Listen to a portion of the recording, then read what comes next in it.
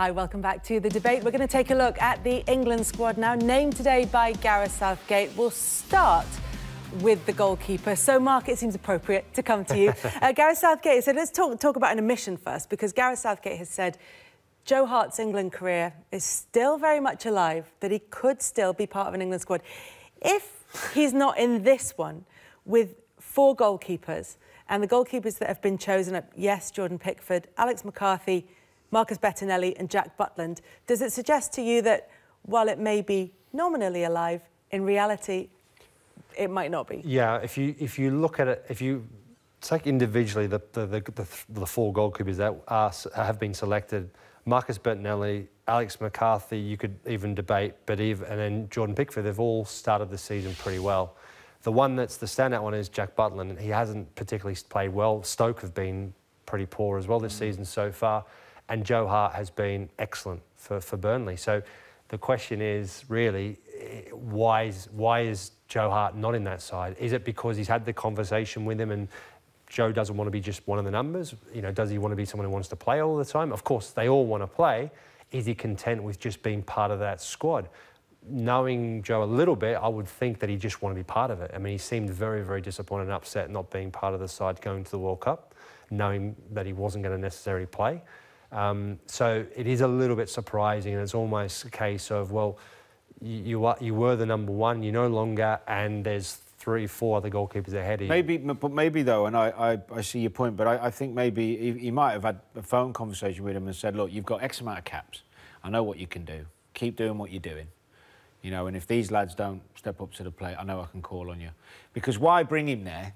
You could argue bring him to teach the other lads and give them an example, but that's what a goalkeeping coach would be doing. For a friendly game, maybe bring in a keeper or 2, Bettinelli, for example. You know, bring them in, have a look at them in that environment. You're not going to learn anything from bringing Joe in. The only thing you're going to do is make Joe feel better. And actually, maybe whatever training he's doing there at Burnley is influencing him to play the way he is at the minute. But I wouldn't be surprised if they've had a conversation. I don't know. Yeah, they may well have, but I think it's more about that environment, isn't it? Having Joe Hart in there, in that squad. So are you saying that, you know, he needs 3 or 4 injuries before he gets a chance to be number one? Because going on the selections, you look at it and you go, OK, well, he's not picked. So does that mean he's not in the top 2? There are a couple of injuries too. Yeah, but let's say this was a big qualifier, and there was a couple of injuries that Pickford was injured, for example, and Joe Hart's playing. I think Joe Hart might be in the squad. You know, I don't know, but it's a bit like, I don't know, if you take Sturridge at the moment, he's on the way back, he's looking sharp, he's been fit a while, he's, you know, scores the wonder goal. Well, he scored a couple of wonder goals, hasn't he? But he's played at England level. They know what he can do. You know, do they want to come and sit him on the bench in a friendly? They know what he can do. Let's have a look at some of the younger lads that they brought in. Maybe there's that way of thinking. It all depends on the conversation, if there's been a conversation at all. Maybe there has, maybe there hasn't. And if there has been, you know, if there hasn't been, it's kind of, it is a bit strange that he isn't involved in the squad, because all the indications are that he wants to still be involved and still wants to play for England. But as we know, there's no guarantees that you're going to play. And obviously, Jordan Pickford is the number one and did really well at the World Cup and deserves to be number one. So it just is on current form. It's a bit of a strange one. Do you think even if Gareth, though, was 100% sure that he wasn't going to use him again, he was going to move forward with younger goalkeepers, what would be the benefit in actually coming out and saying that? Because he might need him somewhere down the line. Yeah. Especially if Joe Hart, which I think he is the type of guy who would make himself available. Yes. If needed. I don't think Gareth... I think Gareth's doing the right thing by saying what he's saying. Even if he thinks he's not going to use him, don't cut off all your options, because you don't know what's around the corner. It's a different situation from a Jamie Vardy, who came out and said, I'm going to retire from international football, I'm available if you need me. Gareth Southgate can't retire a player on their behalf, can he? He can't say. It has to be left to the player themselves. But if a manager has no intent whatsoever to use a player again, more often than not, they'll say, you know what, that time's moved on, and we've got 4 other goalkeepers ahead of him at this moment in time, and they're the future of England. But he hasn't. So, you know, he's obviously he has his reasons, obviously, you know, for making those decisions. Of the 4, Jordan Pickford clearly the number 1 choice for Gareth Southgate. Who's second? If you go on form. If you just talk specifically on form, out of the 3 other goalkeepers, I think Marcus Bettinelli's been the best out of you know, McCarthy and Jack Butland. But, you know, again, it's some of... You know, a lot of times with international football, it's a little bit about history as well. You know, that previous experience, what you've done in previous camps, not always about your current form. Remember when Joe Hart was still #1, he went through a period of time there, a good 6 to 12 months, where he wasn't necessarily playing that well for his club, or not to the levels anyway you'd expect, but he was playing still well for England.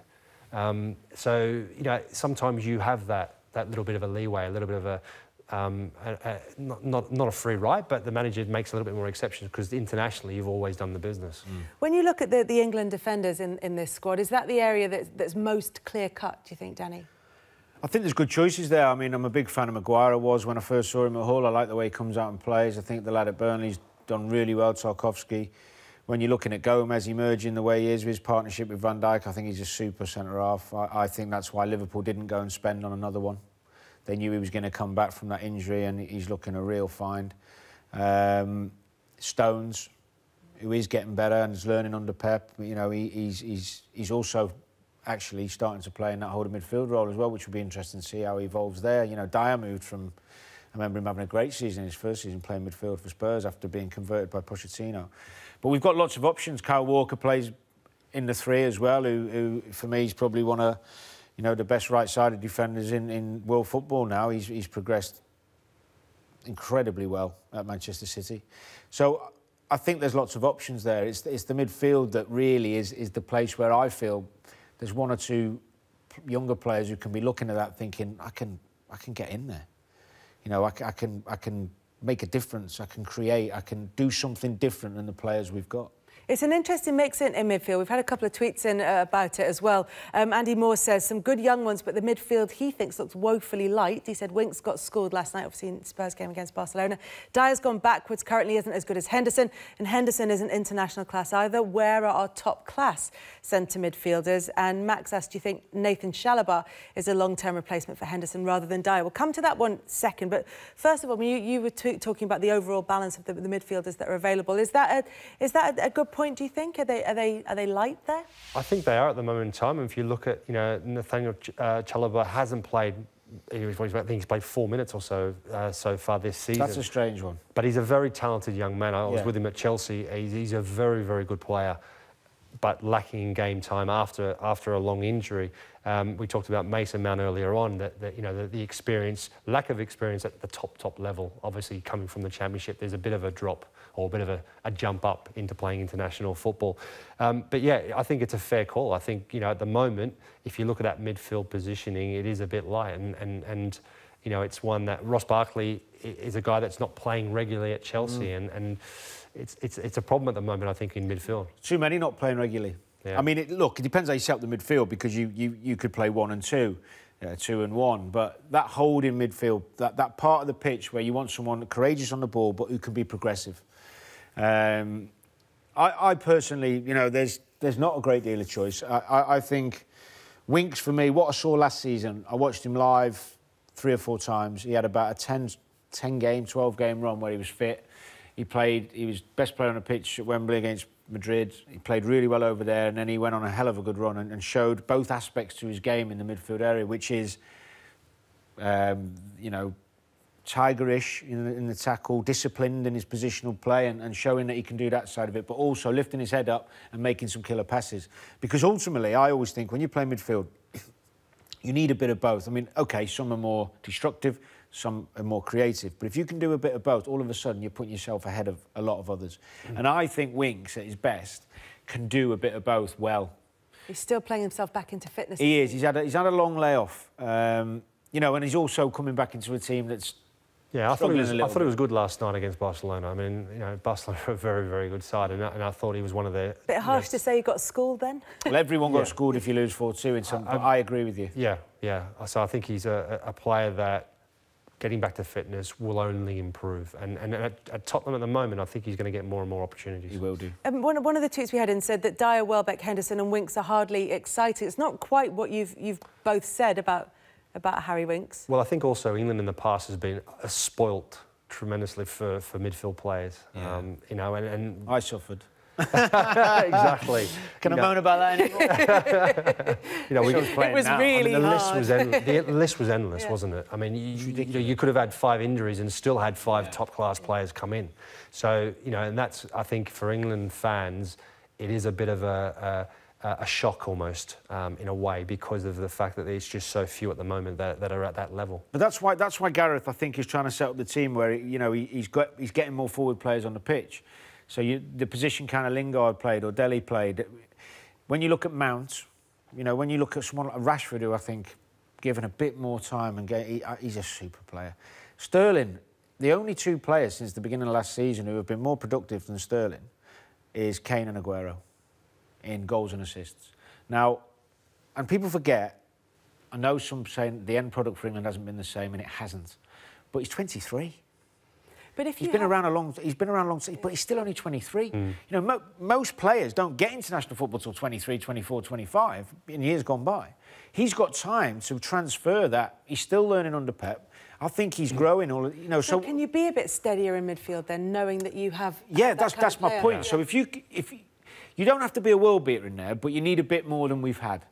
If you've got top quality up the pitch, when you're talking like Rashford getting better, Sterling getting better, with Kane, with Dele, with Lingard, that type, even throw Sturridge into that if he's at his best. All of a sudden, you don't want too many creative midfielders behind them. No, what you want players that can do a really good job at sweeping up, at reading the play, breaking up play, and then just. It's not even a difficult pass most of the time. Yeah. It's finding one of those attacking players. I mean, the thing about, when we talk about Sterling, at Manchester City, he gets a completely different service to what he does with England, and he plays a different way as well. So with Manchester City, he is so often in a great opportunity to score goals. And yeah, that's probably the one part. And I think he has improved. Yeah. His end product has improved. With England, it's just when you go international football, we talk about international football and the different types of levels of it, is that you generally get fewer opportunities. Yeah. So you have to be more deadly, more accurate and take your chances. The second part of the tweet that we looked at said Cook, Wilson, Foden, Will Hughes should have been in the squad. Could you maybe even look at Tom Kenny, who has represented Scotland but is still leaving aside the whole issue of nationality in that debate because we haven't got another hour to go. But if you look at someone like Tom Kenny, is he the type of player who should be looking at maybe breaking into that England Well, he's squad? Of the Mount mould, isn't he, in some respects? Yeah, I mean, I've seen him play a couple of times. I think he's another brilliant technician. You can only have so many in the squad. I think... The Will Hughes is at Watford. I think he's started the season really well.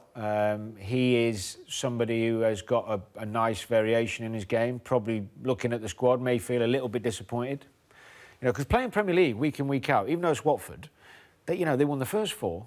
They've really given teams a game like Arsenal at the weekend, although they lost. And he's been pivotal to that.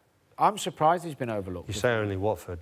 Watford, who have been in the top 4 for... Yeah, but I'm saying in terms of, like the perception of people when you pick England players normally. Yeah. So, people might say... that's changed a bit now, though, No, but Mount's a Chelsea player. Yeah, but in the past, it was basically Man United, Liverpool and Chelsea and Arsenal.